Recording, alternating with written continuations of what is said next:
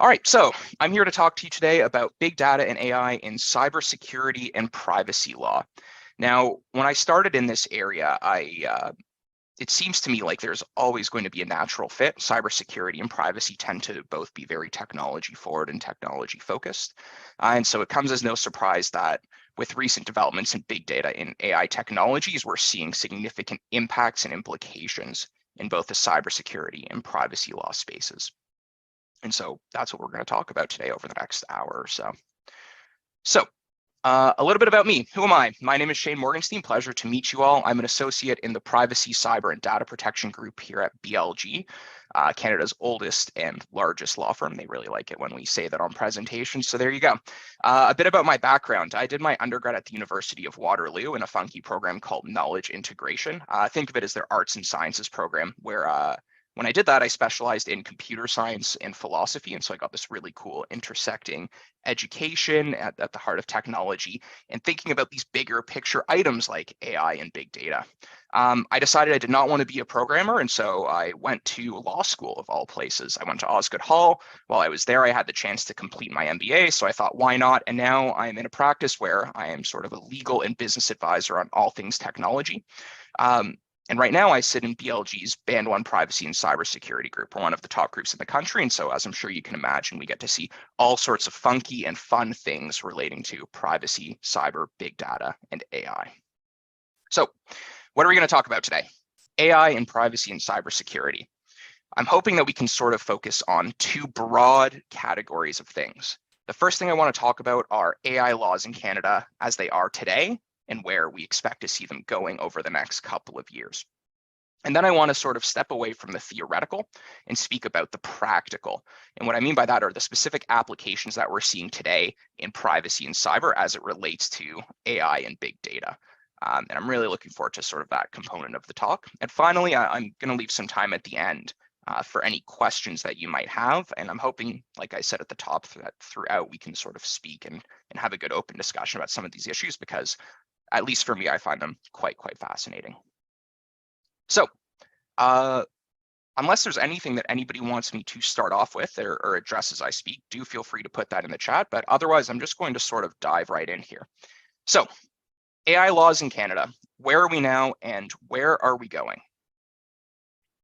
The law of AI in Canada, where are we now?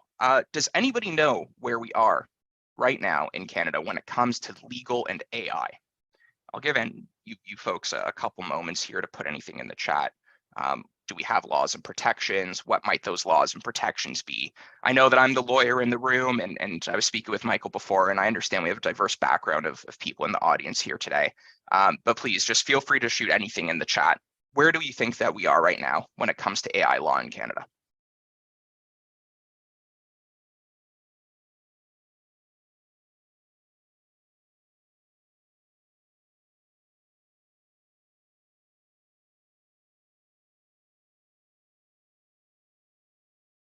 Any guesses? Any takers? I won't put you on the spot. I'm just wondering if we have any sense of where we are. And of course, I'm going to tell you, but I'm just curious. It's useful to know where people think we are, because I think that's just as important as it informs where we're actually going to be going. Well, seeing nothing in the chat, mild spoiler, I'm just going to tell you where we are. The answer is we aren't really anywhere right now with AI laws in Canada. They just don't really exist. We're using centuries-old legal frameworks to try and interpret modern technologies, and that may not come as a surprise to many of you. The legal industry is very slow to change. It takes time to pass new laws, new regulations. And so as a result, AI being sort of a more recent development in the technological space comes as no surprise that we really don't have anything on the books as it relates to AI. But I think the more interesting question is, where are we going? And this is sort of manifesting in two main spaces. We have a bill tabled in Parliament, Bill C-27. It's certainly made waves in the privacy spheres. I don't know if it's made any waves in the broader public, but this is going to be a very significant bill. It's overhauling privacy legislation in Canada that I think was passed in the late 90s or early 2000s. So our privacy laws here in Canada tend to be quite old. And again, as you'll hear is a common theme, they really haven't kept up with the times or the technologies. And so we're really quite excited to see that Bill C-27 is going to be released quite soon, and that will have components on AI. The second piece of legislation that I think is relevant and worth talking about is Bill 64. Bill 64 is based in Quebec, and it has specific artificial intelligence regulations that are coming into force in this September.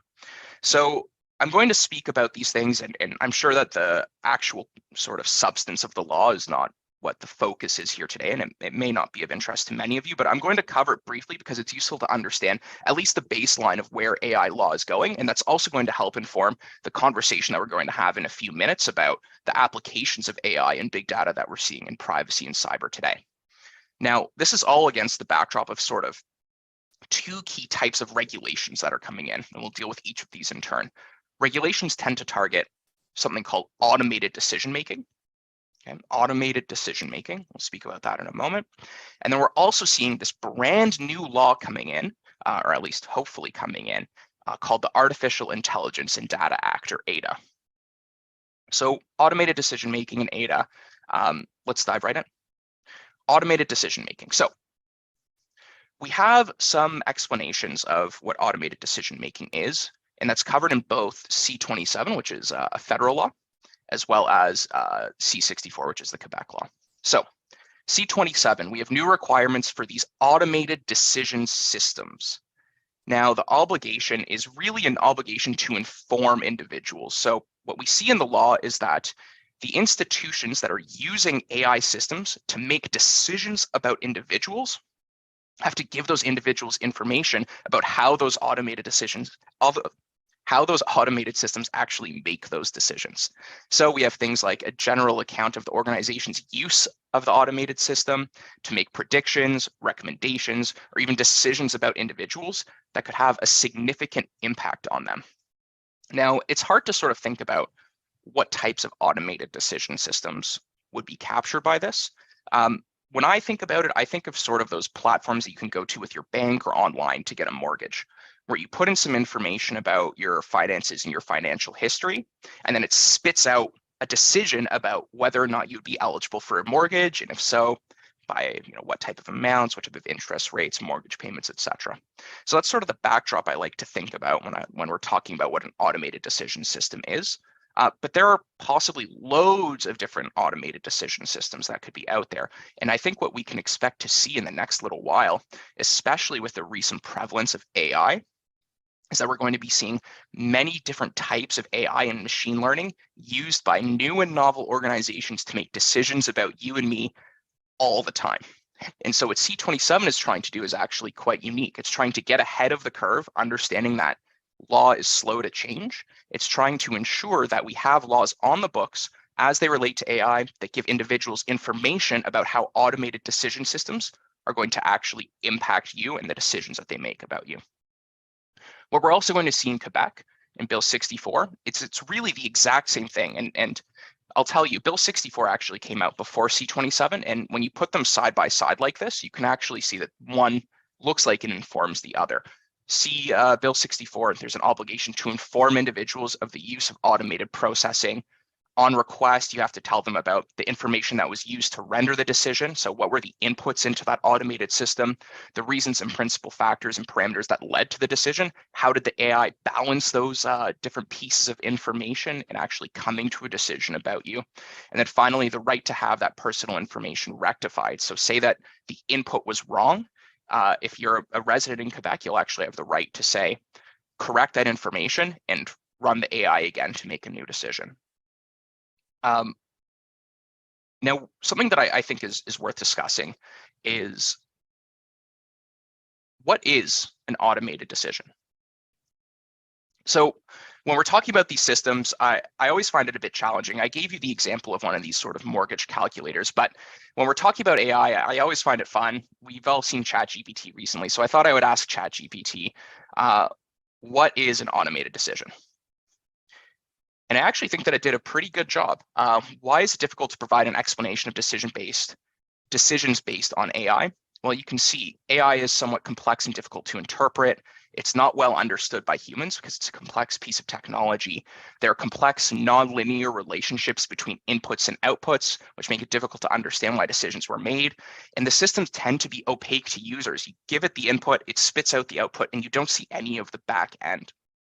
And so again, I commend sort of our legislators for deciding that AI legislation and regulation was going to be a priority, because I think that informing the general public and giving the public a right to inquire about AI and how AI is going to be making decisions about us, it's quite a powerful right. And particularly in Quebec, where you're able to dispute those inputs and insist on reprocessing, I think that's only a good thing, and it gives consumers greater power. So, automated decision systems. I'll give a moment for any questions about those, but recall we're going to speak about sort of the two buckets of regulation. We have these automated decision systems caught by the federal and Quebec legislation, and then we also have this brand new law coming into force, but I'll give you all a moment or two to type out a question if there's anything.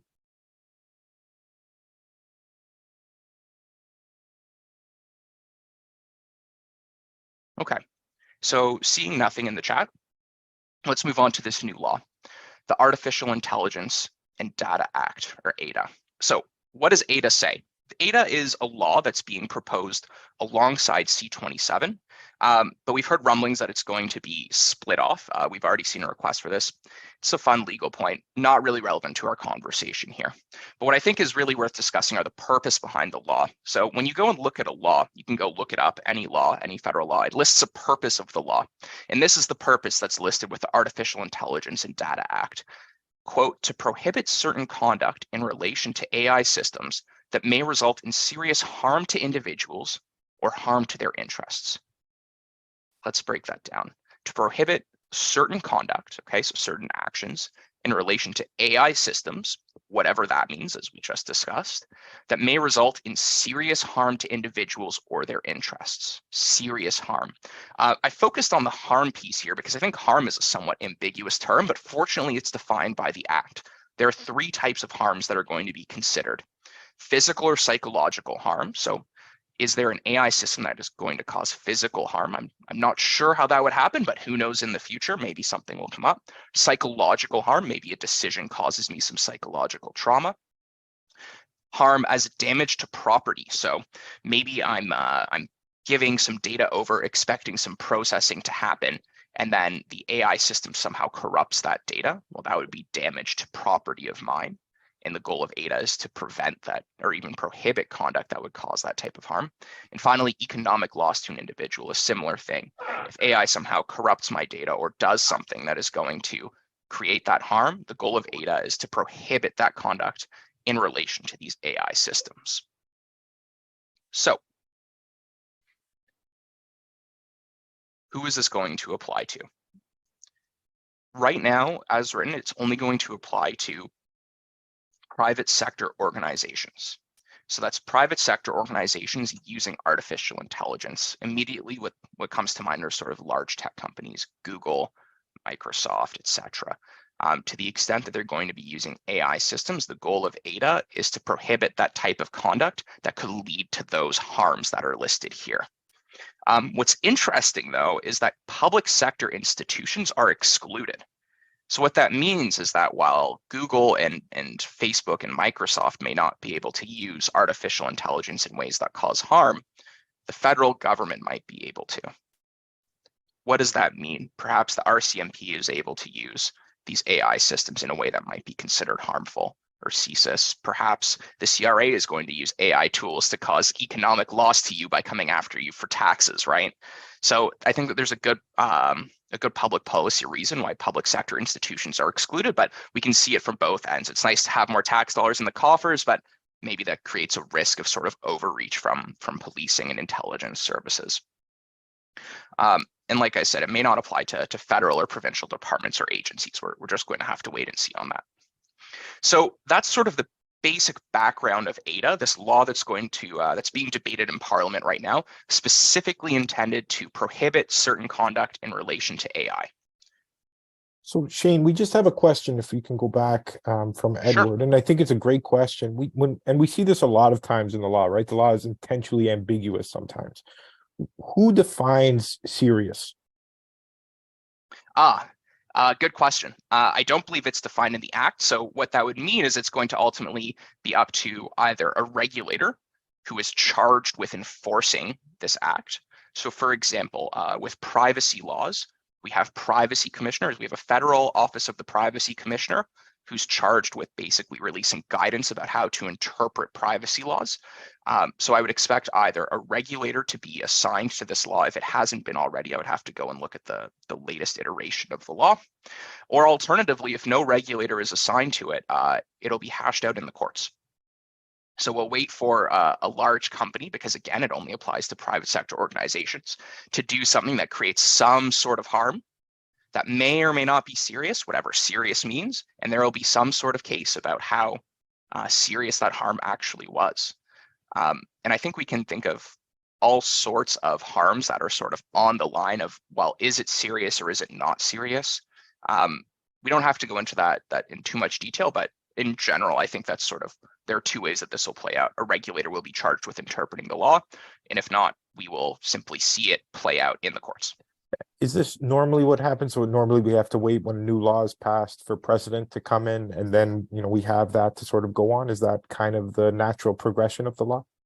Yeah, in general, that's right. So our legal system is a common law legal system in Canada. So that means two things. We have statutes, laws that are released by the government, like the Artificial Intelligence and Data Act, but we also have what's called jurisprudence or case law. And that's the way that laws are interpreted by the courts. And both of those two buckets have similar legal authority in the way that we decide to impose our laws. It's what's unique about the common law system. And it's what also allows our legal system to continuously evolve with the times, is that we'll have a law that's on the books, and then a court may overturn a previous court's ruling to account for changes in the times, the social perspectives, the cultural zeitgeist. And that's how we're able to sort of have a more fluid legal system, is through that common law. Great question. Keep them coming, guys. So ADA, now let's dive into what should be covered and how are we going to cover it. So what is the scope of ADA? Well, ADA is going to apply to regulated activities. Now, what does that mean? Regulated activities. We have a definition. It says, and I'll read it out. It's on the slide here. All processing or making available for use any data relating to human activities for the purpose of designing, developing, or using an AI system. Geez, that is a mouthful, and that reads to me as a lawyer like a lot of legalese. It also affects all designing, developing, or making available for use an AI system or managing its operations. Okay, sure. So the key pieces that I've bolded here are AI systems. When we break this down, what this is really saying is that it's going to apply to any sort of corporate entity that makes these AI systems available for human activities, but it's also going to apply to the designers of those systems. So again, what we see in sort of the purpose of the law and in the way that the law has been drafted is that it's intending to capture private sector organizations using AI, but it's now also even more explicitly capturing those individuals who are processing or making available the data to those systems, as well as the designers or developers of those AI systems, or even the folks who manage the AI systems operations. So what this is really all getting at is the law is broadly worded. We're going to need more guidance, like we were just speaking about, on how these regulated activities are going to be interpreted. But at the end of the day, at least right now, it seems that the law is attempting to capture a broad range of activities as they relate to AI, which kind of makes sense. If the purpose is to prevent those serious harms caused by AI systems, we want to make sure that many of the sort of peripheral actors as they relate to those AI systems are captured by the law. AI systems, very fair question. What is an AI system? And this gets back to what we were discussing earlier. What is an automated decision system? At the end of the day, the law is going to have to define what these systems are so that we know to whom to apply these laws. What types of systems are AI systems? Does AI apply to deep learning, language models, machine learning, right? There are lots of different ways, and I'm sure many of you on this call are much more expert than I am at understanding these different AI systems, but we do have a definition that's been provided. A technological system that autonomously or partly autonomously, okay, so broad range, is it acting on its own or partially on its own, processes data related to human activities, okay, so there are inputs relating to us as individuals through the use of, here we go, a genetic algorithm, a neural network, machine learning. So 3 very specific types of AI have been listed, or a broad catch-all, another technique in order to generate content or make decisions, recommendations, or predictions. Very interesting. So again, if there's one thing that you're taking away from what I'm conveying here to you about this law, is that it's broad. It's very, very broad. We've listed genetic algorithms, neural networks, machine learning, but as I'm sure we can all appreciate, new algorithms and new types of AI are going to emerge. And again, because the law is slow to evolve, this law in particular has been drafted in a way such that it will not require modification in the future in order to still have an effect on new systems that may emerge. And I really like the way that this last broad catch-all is worded. As long as an AI system uses a technique to generate content, make decisions, or make recommendations, or make predictions, it's considered an AI system under the Act. And I think that was very shrewd on the part of our legislators and our drafters. It's drafted extremely broadly, and I can't think of a way. I mean, I don't know what type of AI system would not be generating content or making decisions, recommendations, or predictions. I think that that really underpins the very purpose of AI. So I expect these AI systems to be captured in the future. So Shane, a question then. So if we think about this in the context of your example, and you said, can we predict, if we're going to allow you to get a loan, conceivably a bank, but the bank is probably going to subcontract that to a tech provider? How does that fit in? Do we go after the bank? Do we go after the tech provider? Is everybody sort of liable? I mean, that's quite interesting, right? Yeah, it's a very fair question. And the answer right now is a very unsatisfying answer. We just don't know. And that's why I've produced here what the scope is. It's going to apply to these regulated activities, whatever that is going to mean in practice. But we do have some general direction here. Entities that are processing or making the data available. So maybe that does apply to the bank, but it also applies to the entities who are designing or developing or making the AI system available, which would also be the subcontractor. Now, you raise a very good question, Michael. How are we going to decide who is liable between these two companies who both play an active role in the AI? Your guess is as good as mine, but I'll tell you, it's a fun time to be a privacy lawyer because I hope that we'll be sort of at the forefront of those discussions. Thank you for the question. I can't see the chat in front of me, so please do continue to interrupt me if anything comes up. So we understand that the scope is very broad. We understand that the definition of AI system is intentionally very broad. Let's talk about what the actual implications are and what these obligations are. So a person who carries out any regulated activity, again, what we were just speaking about, designing, providing information to these systems, and who processes or makes them available, is going to have data anonymization, use, and management obligations. There are record-keeping requirements regarding the way that this data is used. Moreover, the person who's responsible for the AI system, geez, what does that mean? Am I responsible for it because I pay you to run it for me? Are you responsible for it because you're running it? We'll just have to see. But here, we actually have a small indication.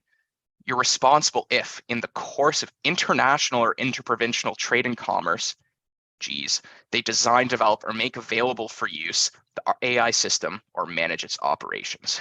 Again, I mean, you can see that the legislators have thought about these issues, but at least to me, it's not clear reading this how these responsibilities are going to be allocated. I mean, is it the bank that's designing and developing it? Probably not. That's probably the subcontractor, but it's probably the bank that's making it available to consumers. So anyway, we'll see. There's also a cool distinction or interesting distinction on whether or not systems are high impact. And again, whether an AI system is high impact is going to trigger different record-keeping obligations. You have a fair question, I'm sure. What does it mean to have a high impact AI system? Well, we don't really know. It's just saying it'll be decided later on in regulations. And I should say that's another way that clarity is provided in these types of laws. They'll insert something into the law itself, and then they'll basically say, we kick this can down the road and we'll deal with it in a regulation later. And so you can go to all sorts of laws and see sometimes these laws have tens or even 100 different regulations, each of which are addressing these specific areas that say, we'll deal with this in the regulations. And a high impact system is one of them. So I expect that we'll probably see after this law gets released, the high impact system regulations that are going to define the type of processing and the type of AI systems that are high impact. I have added here on the slide, see the definition of harm. I don't want to imply that we have no clue what a high impact system might be, because I think that our definitions of harm are actually going to help inform that. Remember, we're talking about physical or psychological harm. We're talking about having a strong economic impact, the destruction of personal property, and we can understand how certain property might be more valuable than others. There may be a threshold on the amount of economic harm. $100 of economic harm is different than $1 million or 10 million. So I think we'll just have to wait and see. We have a decent sense of where it's going to go, but again, broad, vague. We're going to figure this out later in the regulations. Additional obligations. Persons who are responsible for high impact systems. Well, we don't really have a good sense of who's responsible. We don't have a good sense of what a high impact system is, but we do have obligations for when we sort that out. You have to identify measures to assess and mitigate harms and biased outputs in these systems. Interesting. I like that they put biased output because it's an acknowledgement that AI systems may be biased. And so individuals who are responsible for systems that actually have high impacts are going to have to develop measures to mitigate biased outputs. There are also measures to monitor compliance with those mitigation measures. So not only do I have to figure out how I'm going to mitigate bias, but I also have to create accountability frameworks for myself on how I'm going to actually enforce them. Again, more record keeping so that the power that be can come in and make sure that this private entity is actually using the AI system properly. And you'll also have to notify the minister in charge of enforcing this law if the use of the system results or is likely to result in material harm. We also have additional obligations for persons who make available the use of a high impact system, publish plain language descriptions. I think you all sort of get the gist here of what I'm getting at. We have loads of obligations applying to loads of people, but at the end of the day, we don't really have a good sense of how we're going to decide who these people are and how these obligations are going to apply. So, by way of recap, we have automated decision systems, which are sort of these decision systems that are making automated decisions about us. And we're going to have laws coming into place that require entities using those systems to inform us as consumers about how those systems make decisions about us. We then have this new law that's currently being debated, the Artificial Intelligence and Data Act, that may include all of these additional obligations on entities that are responsible for AI systems. But right now, this law is very broad. We don't have a good sense of who is responsible. We don't know what is a low impact system versus a high impact system. And we see a lot of those sort of difficult decisions being kicked into the regulations later after we pass the law. I'm going to switch gears now in a second to start talking about some of the interesting developments in privacy and cyber. So I want to just take a pause, give anybody an opportunity to ask some questions about these laws. So Shane, I have a question. Do you think that this lack of legislation harms innovation? The lack of legislation, you mean where we are today? Yeah. Or do you think that our legal framework can encourage innovation? Just broadly, what do you think? I actually think it's the opposite, Michael. I think that when we don't have laws that are regulating how this is done, I think companies and sort of innovators feel like they have free reign to try new things. And what we end up seeing is that as a result, the law tends to be largely reactive to trends and not necessarily proactive. So what I mean by that is we had the large, I think, what was it called? Clearview AI? I think I have that right. Big privacy decision relating to the use of AI in elections. Really interesting and fascinating stuff. But what we saw is that we didn't really have good privacy laws and good cyber laws to address the unique issues that arose out of that. As a result, what we saw are new regulations being passed, and ultimately, this Bill C-27 being proposed to sort of overhaul Canada's 20-year-old privacy framework into something new that includes considerations about AI. I don't think that the lack of AI laws has necessarily stifled innovation. I think that it's possible that introducing these laws may, because as you can see, there are loads of obligations in this, in ADA, for example, that apply to many different types of people, but it's not clear to whom they apply. And so that may become a deterrent to folks who are trying to enter into the AI and big data space. But I think at least to date, I have not seen any sort of stifling of industrialization or innovation. I actually think the lack of laws works in favor of that. No, I agree with you. I think that's a really great answer. Edward has another question. Does Ada also mention risk or only harm? And he asked this because risk, he's saying, is equal to the probability of impact, whereas harm is equal to the impact. So do we consider the risk of something happening as well as the harm? I think we would, because I mean, you can see it on the slide right here. Those entities or individuals who are responsible for these AI systems are going to have to include measures. I mean, it says it right here, measures to identify, assess, and mitigate the risk of harm. So I think that while maybe the sort of hard enforcement aspects of the law will only kick in if a serious harm materializes, again, serious being the operative word, we're going to have to figure out what serious means.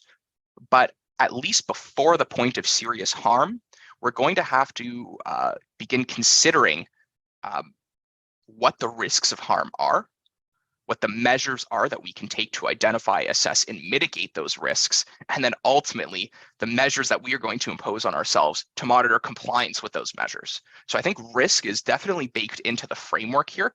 I think it also leads to an interesting question of how are we going to decide what a risk of harm is, and how are we going to decide what an adequate mitigation measure is? I think that's somewhat addressed by having to notify the minister if we think that these measures or the system is going to result in material harm. And again, it's also going to come down to enforcement of the act. And I apologize, I'm sure it's in the act. I don't have it in front of me who is going to be responsible for that. But I also know everybody here is on a computer and could probably Google the act and find it out very quickly. I hope that answers your question, Edward. But I think in short, yes, risk is definitely addressed, though some of the more penalizing and strict aspects of the law probably won't kick in until there is a serious harm that's actualized. Anything else in the chat, Michael? No, we're good to go, Shane. Alrighty. So now let's talk about how we're using AI today.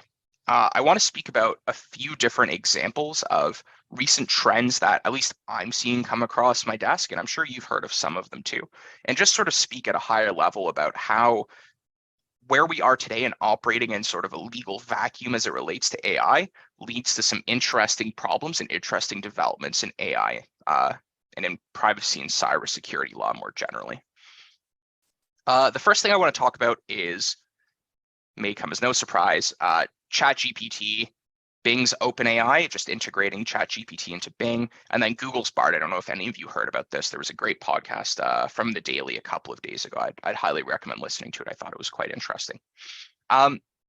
Nonetheless, I want to talk about ChatGPT and sort of these learning model algorithms, and at least the impact that I am seeing now today as a cyber lawyer at Canada's top cyber law firm, as well as where I expect we can start seeing some of these learning models coming into play down the road, especially as it becomes less of sort of a novelty that people are playing around with and becomes more pervasive and sort of normalized in our everyday lives.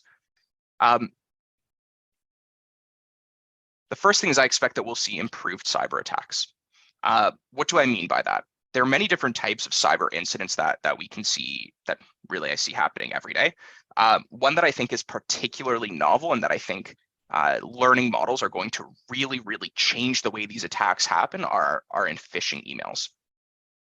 Now, I'm not sure if any of you have seen this. And again, I recognize that I'm in sort of a cyber and privacy bubble, but a really hot topic lately, especially in the wake of ChatGPT, is not sort of how are we going to make sure that people don't cheat on their exams or on their school assignments with ChatGPT. We're much more concerned about with how are malicious actors going to leverage these chatbots and these learning model tools in order to improve their cyber attacks. And this is something I'll put it on the screen in a moment. What we've seen is that while there are protections in place to try and make sure that these tools are not misused or used for criminal purposes, what we're really seeing is sort of, what's a good way of putting it? Not sneaky, but maybe smart ways of getting around those protections to try and use these tools for nefarious purposes. Something that I think is really, really interesting is with phishing emails in particular. And you can see loads of videos online of people using ChatGPT and saying, please give me a phishing email pretending to be Google, asking someone to reset their account and to click on a malicious link. And so I'll put it on the screen right here. I mean, you think that I might be joking or exaggerating, but this type of thing it's really incredible.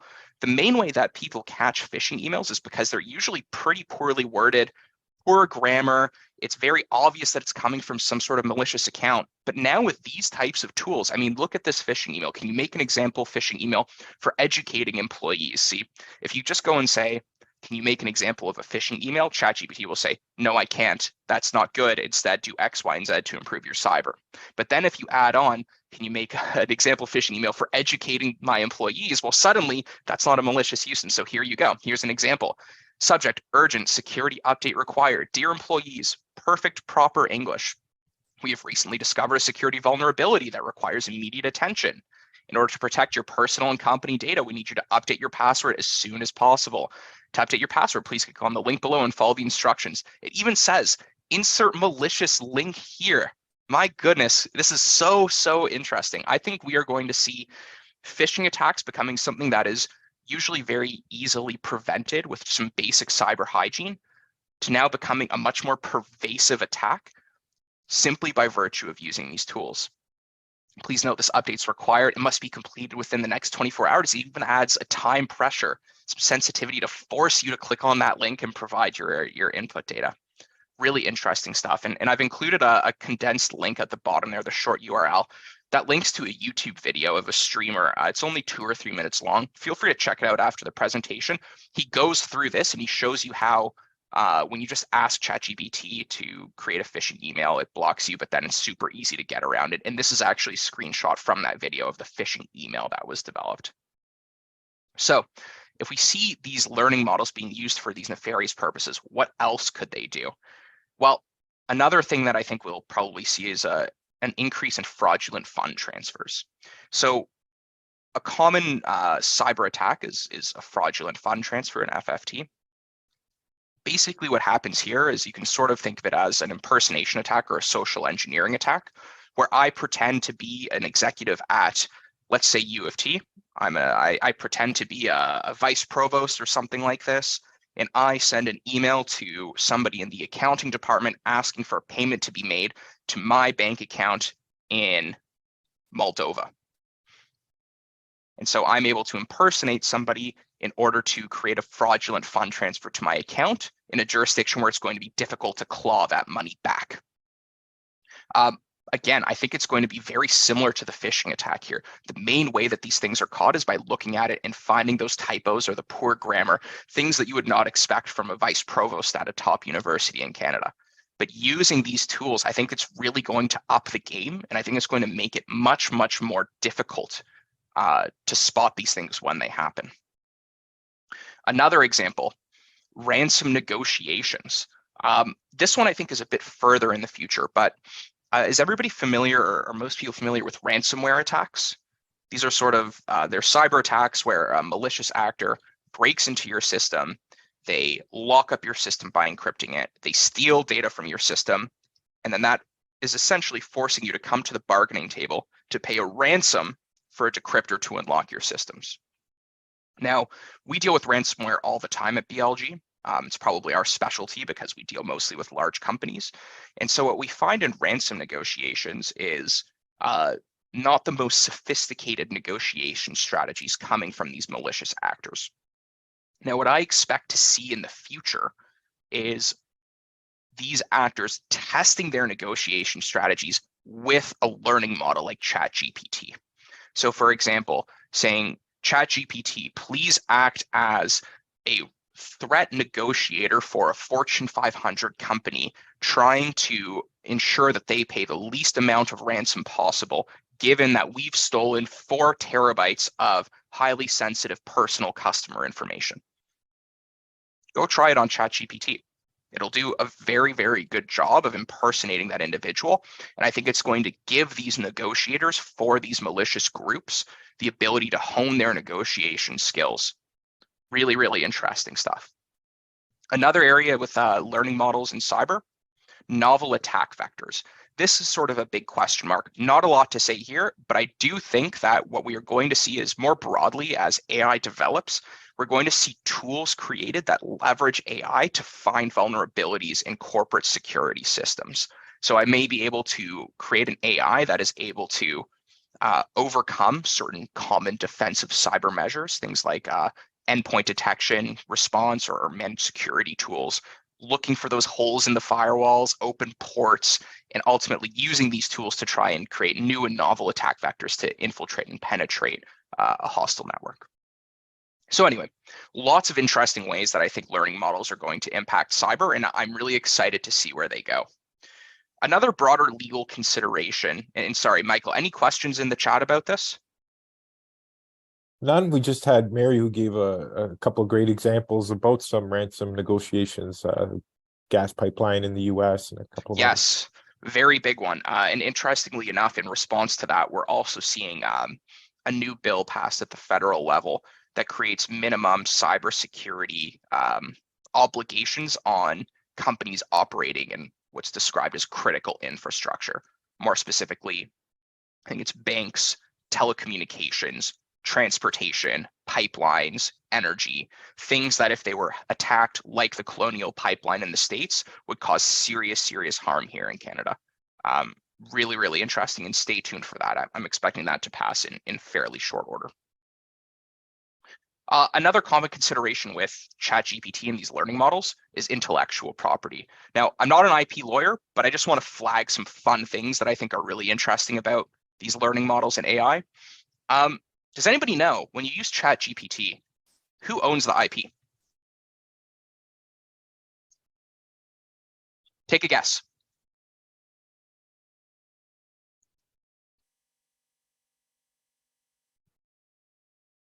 Any guesses? Any thoughts? I mean, there are really only 2 guesses. So Anastasia's guessing ChatGPT company, so I would imagine OpenAI. Yeah, I think that's what the majority of people think, but you would actually be wrong.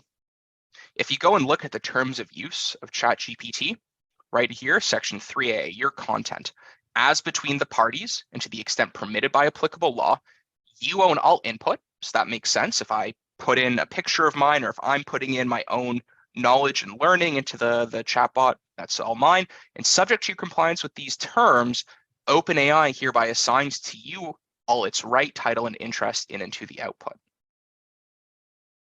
Interesting.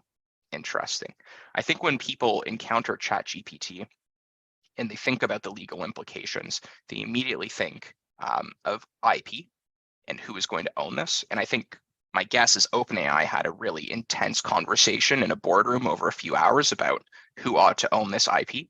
And my guess is they landed on the very practical, it's going to be more trouble than it's worth to try and hold on to what's generated and to try and enforce those intellectual property rights in any meaningful way. And so as a result, we're just going to say, what you put into it, what it spits out is just yours. We don't want to be in the game of arguing with you over who owns the intellectual property. Interesting stuff.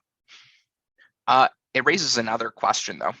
What happens if Michael and I both put in the same prompt into ChatGPT and it spits out the same output for each of us? If I ask ChatGPT, if we both ask ChatGPT to write me a story in prose, or even a better example, if I'd ask ChatGPT to create a PowerPoint presentation for me to speak to U of T students and community members about AI and privacy and cyber, and it spits out to the both of us the same presentation. what do we do about that? Who owns that IP? I wish I had an answer for you. I don't know.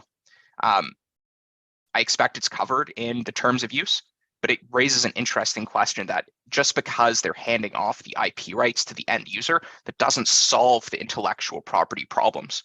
And I think this is especially the case for these learning models that are creating digital images. I'm sure some of you have seen this online now, where you can submit prompts, create a Viking warrior in deep space conquering a planet, right? And it'll create a dozen images for you of this. But if Michael and I both put in that same prompt, or both given the same outputs, and we both want to go sell those outputs, who is going to own that IP? And can Michael sue me into oblivion for using that, even though we've both gotten that output from OpenAI? Really interesting question. Stay tuned to find out. I'm sure there will be cases on this soon. Last piece too, copyright issues. It's really kind of the same issue. Same question, who owns the copyrights? And that's really just another way of saying who owns this intellectual property and who gets to control how that IP is used. So say that we both have these Viking space warrior pictures, but I don't want them shared with anybody. I just want to keep it to myself in my home, and Michael wants to go sell it to the market. Can I enforce my copyright over the image against his, even though we both have the same output? Who knows? So, Shane, yeah, Michael. Two questions, and I think they're both good questions. So Mary's asking, are companies like OpenAI, are they currently being sued for taking information from the web to train their models? And then Edward's asking, if two humans were to create the same thing at the same time, who owns the IP? Yeah, good question. So is OpenAI being sued for using input to train its model? No, they're not. It's in their terms of service that they're allowed to do that. So you can go to the terms of service, and it's sort of towards the bottom. It says something like, even though you own all of the intellectual property, you give us a license to use that input to help train our model. So that's sort of the trade-off. You get to keep all of the output, but we get to use your input to help make the output better. The second question from Edward, who owns it if we both create it at the same time? I'm sorry, Edward, I wish I knew. I did not take intellectual. It's been quite a while since I've taken intellectual property law. Only a privacy lawyer, but I'm not sure. I'm sure it's a Google away. If I can make a push for our next session. Our next session is on IP law. So stay tuned for that question, Edward. There you go. And I'm sure those folks will be in a much better position to answer and raise this question with them too. See what they have to say. And I'd be curious to know the answer. I also just added one quote here. Take hold of the future, or the future will take hold of you. This is from a famous futurist, Patrick Dixon. As you can see, these learning models, I think, are really going to change the way that we approach a lot of problems in society. And so I would just encourage you all to sort of think more broadly. I think we are really just at the tip of the iceberg here with ChatGPT. This is a broad consumer tool being released by a large tech company. I think they're owned by Microsoft now, which is why it's been integrated into Bing. I think we're just going to see bigger and wilder things coming in. And to tie it back to what we were speaking about earlier, I think it's also an important reason why I'm actually quite proud of our government for trying to implement some AI-related protections, because really this is just the beginning, and we should be thinking about the different malicious ways that these tools can be used. Shane, if I may, Roy, you said you've taken some intellectual property law. Can you shed some light on this answer? That'd be really appreciated. Please.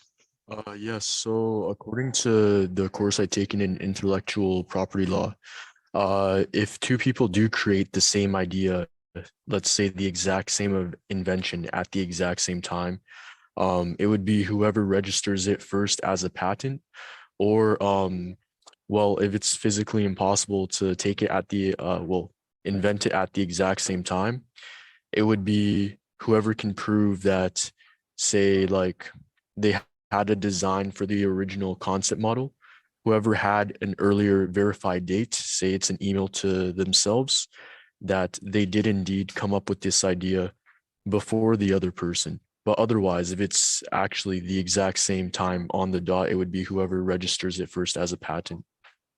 Very interesting. Very interesting. So it would be whichever of Michael and I get the Viking warrior out of ChatGPT first.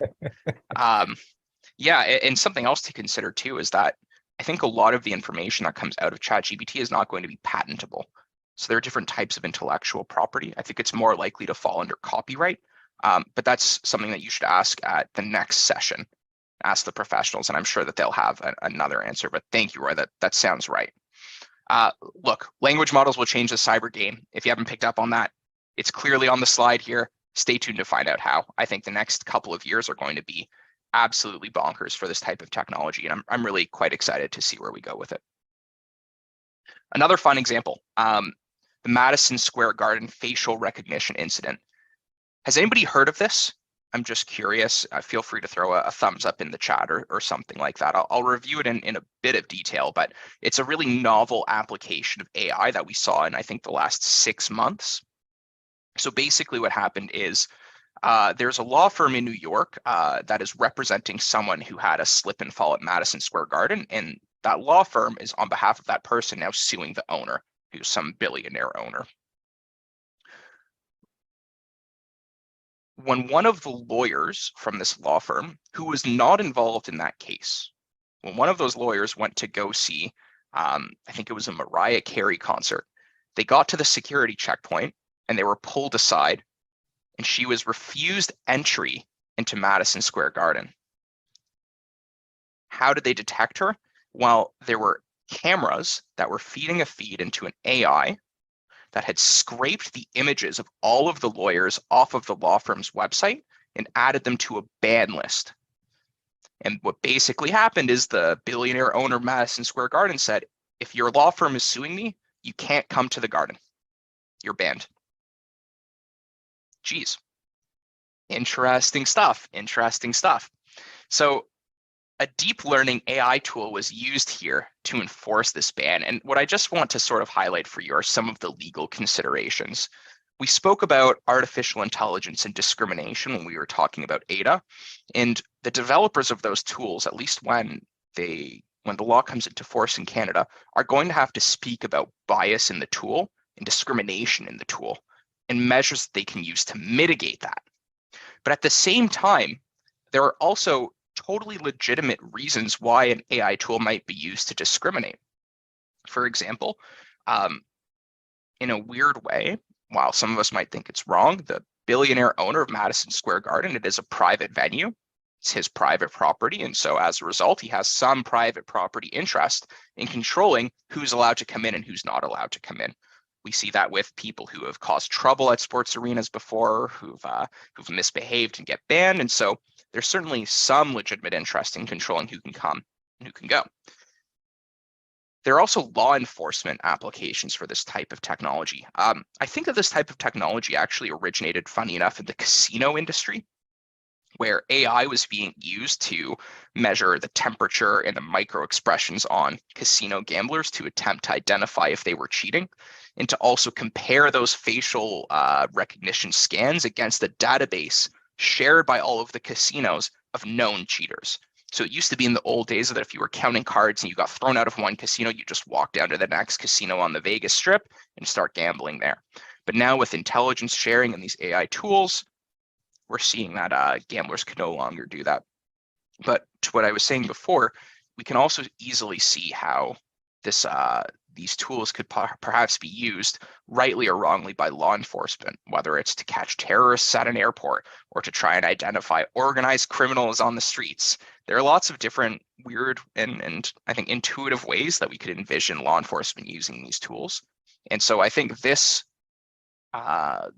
case out of New York, which is being litigated right now, I think it'll give us an interesting legal basis to assess what the main considerations are in the ways that organizations can use these facial recognition tools in their businesses.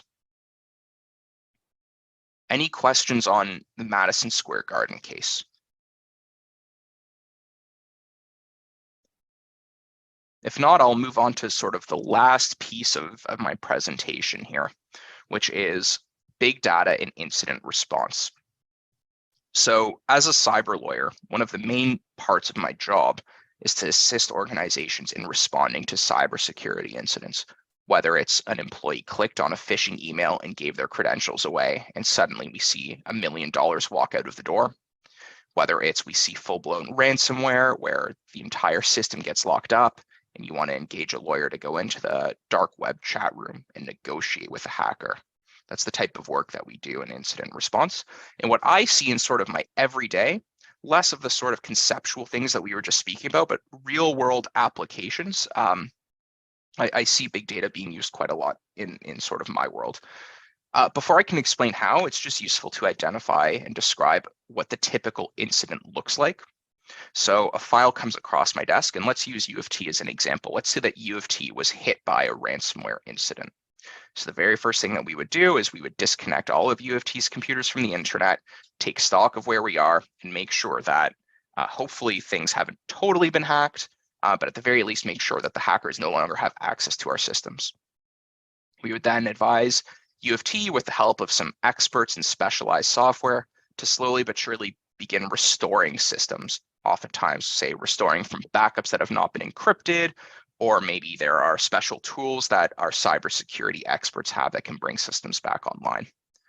Once we've restored critical functions, we then go into the investigation phase.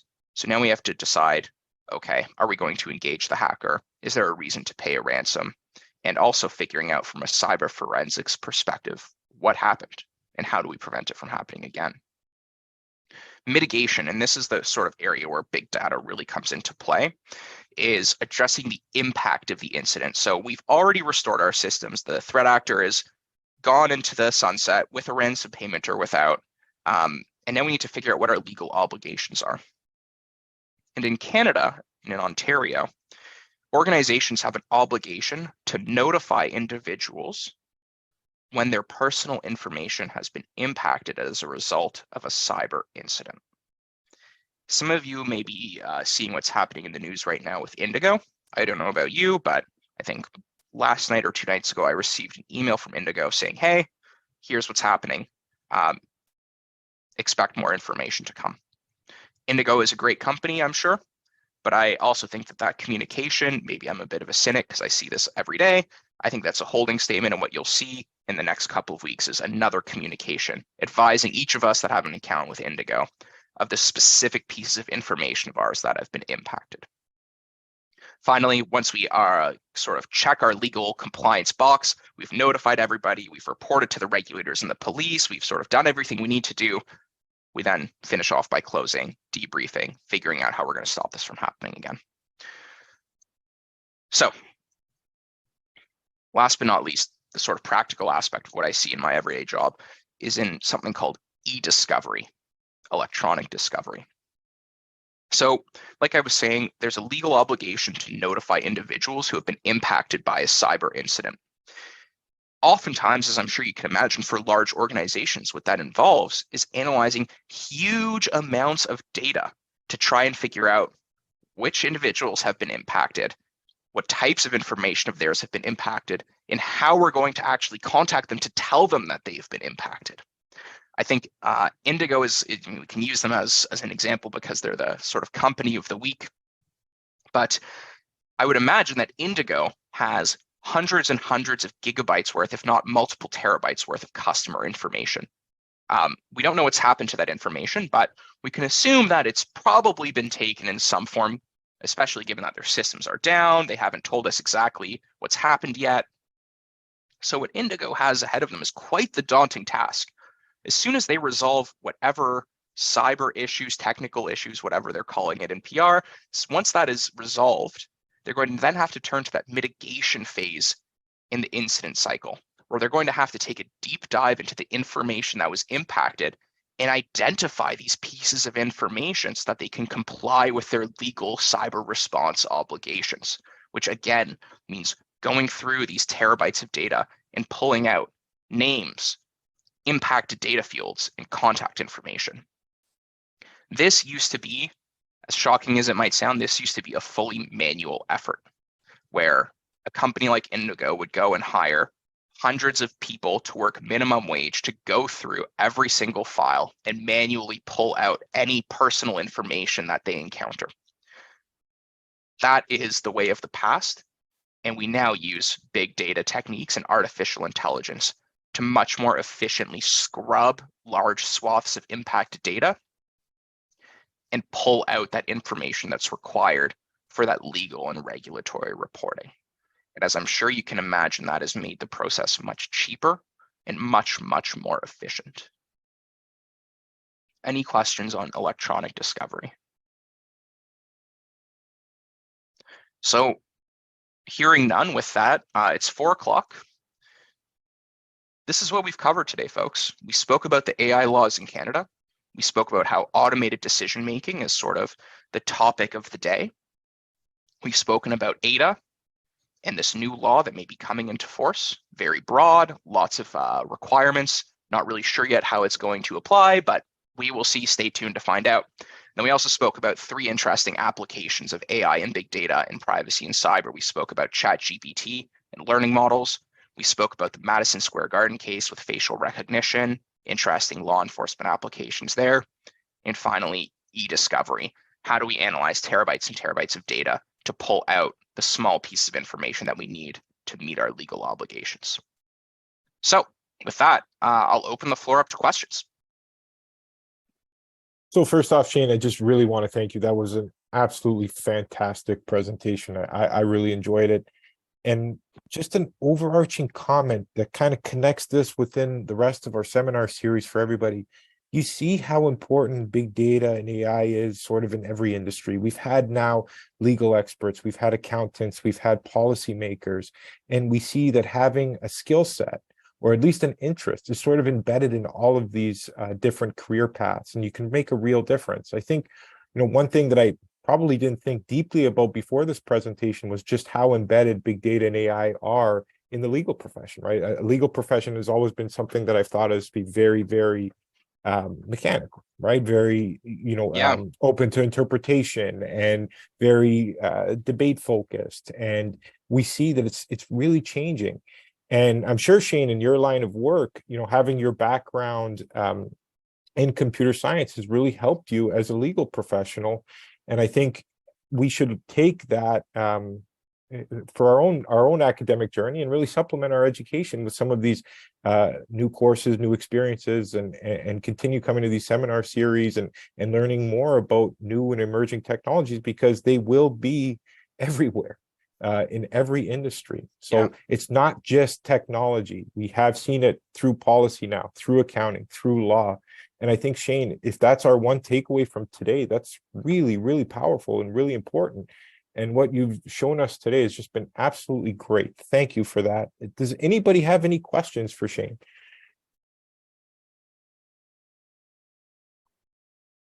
Well, with that, Shane, thank you again. Really appreciate your time. And for everyone, we have, I believe, a 1-week break. And then we start up our presentations again so that you can enjoy your reading week. So have a well-deserved, well-rested reading week. And we'll see you in 2 weeks when we discuss IP law. Thanks again, Shane. Great. Thanks, everyone.